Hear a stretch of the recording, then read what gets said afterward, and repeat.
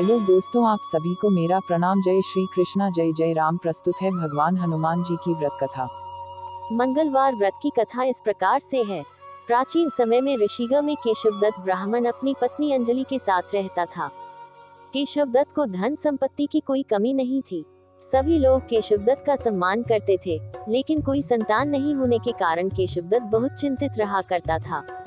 पुत्र प्राप्ति की इच्छा से दोनों पति पत्नी प्रत्येक मंगलवार को मंदिर में जाकर हनुमान जी की पूजा करते थे। विधिवत मंगलवार का व्रत करते हुए उन लोगों को कई वर्ष बीत गए, पर उन्हें संतान की प्राप्ति नहीं हुई। केशवदत्त बहुत निराश हो गए, लेकिन उन्होंने व्रत करना नहीं छोड़ा।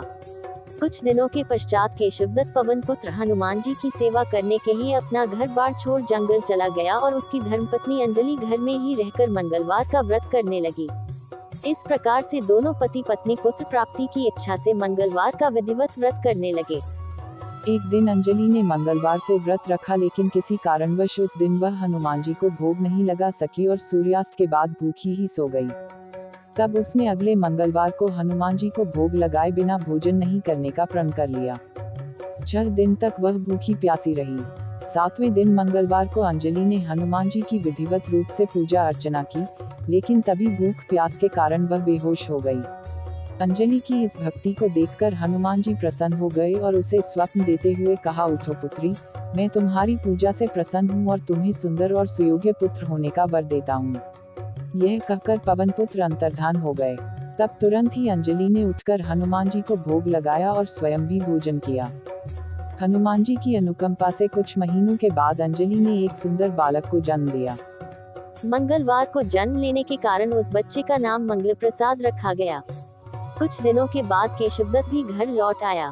उसने मंगल को देखा तो अंजलि से पूछा, यह सुंदर बच्चा किसका है? अंजलि ने खुश होते हुए हनुमान जी के दर्शन देने और पुत्र प्राप्त होने का वरदान देने की सारी कथा सुना दी, लेकिन केशवदत्त को उसकी बातों पर विश्वास नहीं हुआ। उसके मन में यह कलुषित विचार आ गया कि अंजलि ने उसके साथ विश्वासघात किया है और अपने पापों को छिपाने के लिए झूठ बोल रही है। केशवदत्त ने उस बच्चे को मार डालने की योजना बनाई। एक दिन केशवदत्त स्नान करने के लिए कुएं पर गया। मंगल भी उसके साथ था।